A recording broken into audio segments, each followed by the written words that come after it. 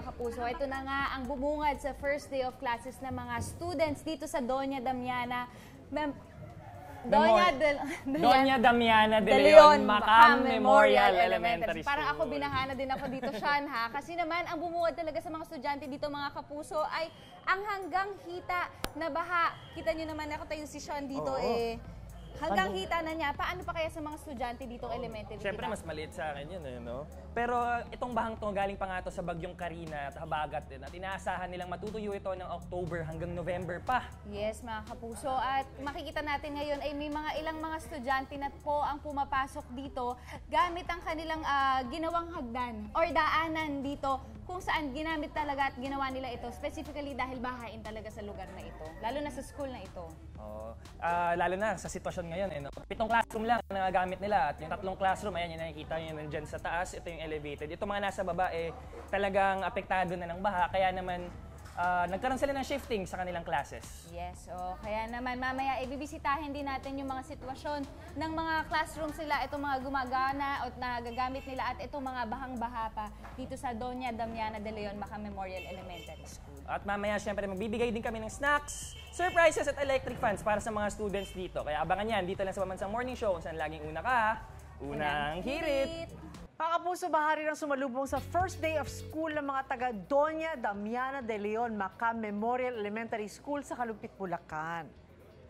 Ayan, kumustahin natin ang mga estudyante dyan. Kasama sina Jenzel at Sean na maghahatid ng serbisyong totoo. Hi guys, kumusta ang first day of school dyan? Kumusta nga ba? Sana safe ang lahat, ano? Oo.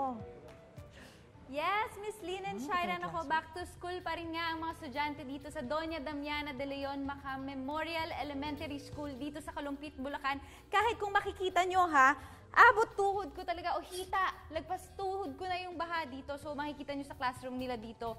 Actually mga kapuso, 700 students ang ina-expect nila na pumasok. Pero for the morning, 350 lang. Kasi mga classroom sila na nakikita nyo ngayon, ito, usually ang makikita nyo, halos maaabot na yung blackboards nila. Ayan. And yung mga gamit nila sa likod na hindi na isalba nung bagyo ay nakalubog pa rin nga sa tubig. So ayan, buti na lang mga kapuso nung bumabagyo ay may mga nasalbang mga tables, chairs. So ito, cleared na at nailagay na nila dun sa kanilang covered court na medyo mas mataas.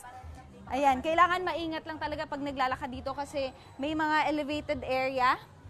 Ayan, usually ganun mga kapuso yung makikita nyo for the classrooms dito. So out of ilang classrooms, 7 lang yung magagamit na mga estudyante. At itong canteen nila, naku, lubog na lubog din po. So first time kong makakapunta dito, habang naglalakad ka palayo, makikita mo mas umaangat yung tubig. Ito kung makikita nyo, yung mga chairs, yung mga tables natin, nakalubog pa rin hanggang ngayon. Ayan, at yung ibang mga gamit natin sa kusina or sa canteen, naiangat nila. Pero most ng mga gamit, since mabilis nga umangat yung ating baha, hindi na naisalba. So mga kapuso, na-expect na buwan talaga ang tatagal nitong baha dito. Kasi nga, yung likod po pala nito ay palayan. Kaya hindi makalabas agad yung mga tubig nito. So medyo sanay na yung mga estudyante na magpumasok dito ng hindi ng baha sa kanilang mga schools. Ayan. So, meron na nga silang ginagawa dito mga kapuso na tulay kung saan yun yung ginagamit ng mga estudyante pagpapasok sila ng school. Dati nag-adjust na sila from bean bags daw ang gamit nila.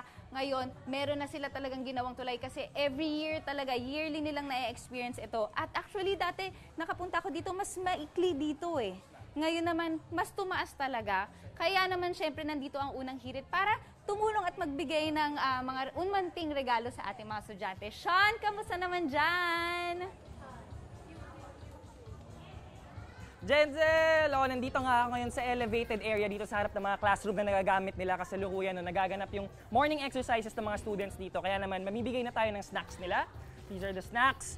Siyempre, school supplies. Ito naman. May notebook, may eraser, may sharpener, may chinelas, kompletong-kompleto. And syempre, meron din tayong electric fan na ibibigay na natin ngayon kay Ma'am. Ma'am, ito na po yung isa sa mga electric fan na ibibigay namin sa inyo. Congratulations po, congratulations. O, ngayon naman mabigay na tayo sa mga estudyante na kasama natin. Tara, tara. Oh, ayan. O, guys, pila lang tayo dito. Gusto mo na ito? Gusto mo ng snacks? Yan! Oo. Wow! Oh, next in line naman, next in line naman. Oh, doon punta ka na sa likod. Next naman. Oh, come here, come here.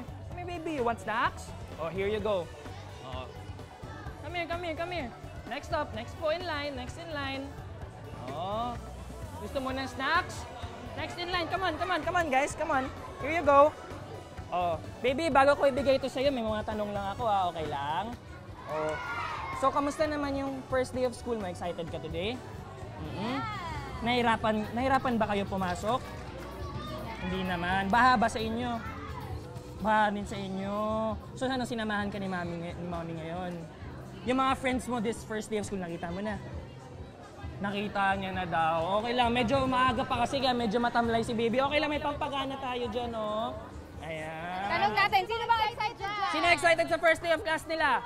Ayun. Excited, oh. Oh, ayun. Kaya naman mga kapuso. Tuloy-tuloy lang ang pamimigay namin. Kaya naman, tumutok lang kayo sa Pambansang Morning Show kung saan laging una ka. Unang hirit!